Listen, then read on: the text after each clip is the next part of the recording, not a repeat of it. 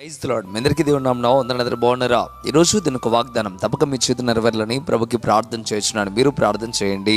సోమరి చీమల యుద్ధకు వెళ్ళము, వాటి నడతను కనిపెట్టి జ్ఞానము తెచ్చుకొనుము. సామెతలు 6వ అధ్యాయం 6వ వచనం. ప్రియమైన మిత్రులారా, దేవుడి ఉదయకాల సమయంలో నేరుగా నీతో మాట్లాడుతున్నమాట. చీమల దగ్గరికి వెళ్ళాలి అట. ఎవరు చీమల దగ్గరికి వెళ్ళాలి అంటే సోమరికి చెప్పడం ప్రారంభిస్తూ ఉన్నాడు.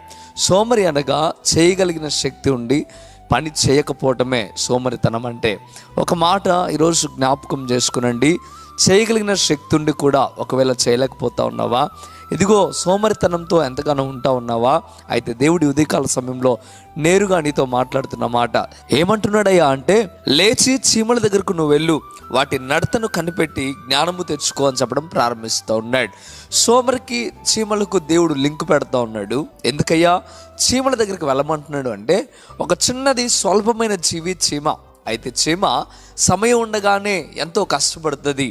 ఇదిగో కాలము మించిపోకముందే, కాలము ఇగో ఉన్నంత కాలములోనే అది తప్పక తన ఆహారాన్ని తను సమకూర్చుకుంటుంది.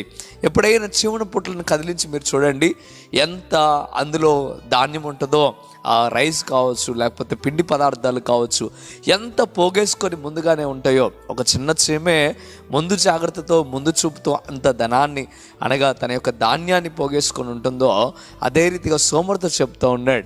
ఇదిగో పరిస్థితులు ఎప్పుడు ఏ రీతిగా ఉంటాయో తెలియదు కనుక, ఇదిగో నీవు కూడా చీమ వలె జ్ఞానము తెచ్చుకొని నీ కుటుంబం కొరకు ఒక రూపాయిని తప్పక సంపాదించుకోవాలి అని చెప్పడం ప్రారంభిస్తూ ఉన్నాడు. ఈ మాట చెప్పగానే మీకు ఆలోచన కలిగి ఉండొచ్చు, అంటే ఈ సంపాదన ధ్యేయంగా ఉండాలా అంటే కాదు, అవసరానికి తగినంత ఖచ్చితంగా మీరు సంపాదించుకోవాలి. ఇదిగో ధనాపేక్ష కలిగి ఉండడం కాదు, కానీ నిజముగా దేవుని యందు దేవుడు చెప్తున్న రీతిగా ముందు చూపు కలిగి సంపాదించుకోవడం తప్పైతే కాదు, కానీ ఇదిగో ధనాపేక్ష కలిగి ఉండటం తప్పు. దేవుడి ఉదయకాల సమయంలో చెప్తున్న మాట ఏంటో తెలుసా? మీరు ధనం వైపు పరిగెత్తమని చెప్పట్లేదు, కానీ ఇదిగో మీకు కావలసినంత వరకు మీరు సంపాదించుకోనండి, మీరు సోమరిగా బ్రతకొద్దు అని చెప్పడం ప్రారంభిస్తూ ఉన్నాడు. బైబిల్లో మనం అనేక మందిని మనం చూడగలిగితే, దావీదు కష్టపడి గొర్రెలు కాసిన వ్యక్తిగా కనిపిస్తూ ఉన్నాడు. మోషే గొర్రెలు కాసాడు. ఎంతోమంది భక్తి కలిగిన వారందరూ కూడా వారు కష్టపడ్డ వాళ్ళే.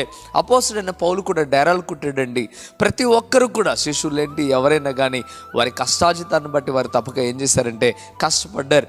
ఈరోజు ఒక సేవకునిగా దేవుడు నాకు అప్పచెప్పిన బాధ్యత ఏంటంటే, ఇదిగో కష్టపడి దేవుని పనిచేయమని. ఒకవేళ నేను కూడా కష్టపడకుండా ఎంత మాత్రం కూడా కూర్చుంటే అది ఎంత మాత్రం నడవదు. నన్ను కూడా దేవుడు సోమరి అని చెప్తా ఉన్నాడు.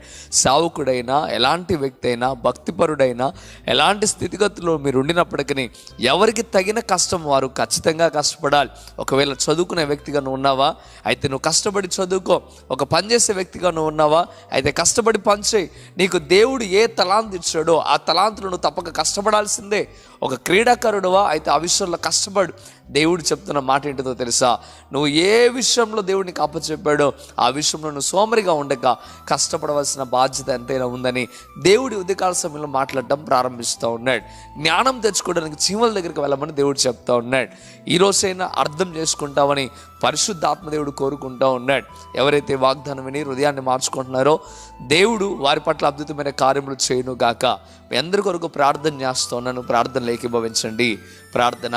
పరిశుద్ధుడా, గొప్ప దేవుడా, మీకు లెక్కలేని స్తోత్రం ప్రభువా. నీ వీటిని దీవించండి, ఆశీర్వదించండి, మేలుతో నింపండి, ఉన్నతమైన స్థితికి మీరు మార్చండి. నిజమే, సోమరితనంగా మేము బ్రతుకుతా ఉన్నామేమో. నువ్వు అప్పచెప్పబడిన పని విషయంలో ఈ భూమి మీద మాకు కొన్ని పనులు మీరు అప్పచెప్పారు, ఆ విషయంలో మేము సోమరిగా ఉన్నామేమో. అందుకే నేరుగా మీరు మాతో మాట్లాడుతూ ఉన్నారు. అయ్యా, మేము చీమలను చూసి జ్ఞానం తెచ్చుకోమని మీరు చెప్తూ ఉన్నారు ప్రభువా. మేము కూడా అదే ముందు చూపు కలిగి, అదే ఆలోచన కలిగి ప్రభువా పని చేయగలిగిన కృప మీరు మాకు దయచేయండి నాయనా. అయ్యా, ఇది మొదలుకొని ఇంకా నీ నామములో మేము వర్ధిల్లుటకు సహాయము దయచేయండి. ఉదయకాల సమయంలో నైనా బిడ్డలను మీరు స్పందించారు, వారితో మీరు మాట్లాడారు, విని దాని ప్రకారము జీవించడానికి సిద్ధపడుతూ ఉండగా అయ్యా వారికి తగిన శక్తిని, బలాన్ని మీరు దయచేయమని బ్రతిమలాడుతూ ఉన్నాను. సరైన అవకాశాలు మీరు దయచేయమని బ్రతిమలాడుతూ ఉన్నాను ప్రభువా. వారి కుటుంబాలను దీవించండి, వారి పరిస్థితులన్నింటినీ మీరు మార్చండి, ఉన్నతమైన స్థితికి మార్చమని యేసయ్య నామములో మిక్కిలి బ్రతిమలాడి వేడుకుంటున్నాము తండ్రి. ఆమేన్, ఆమేన్.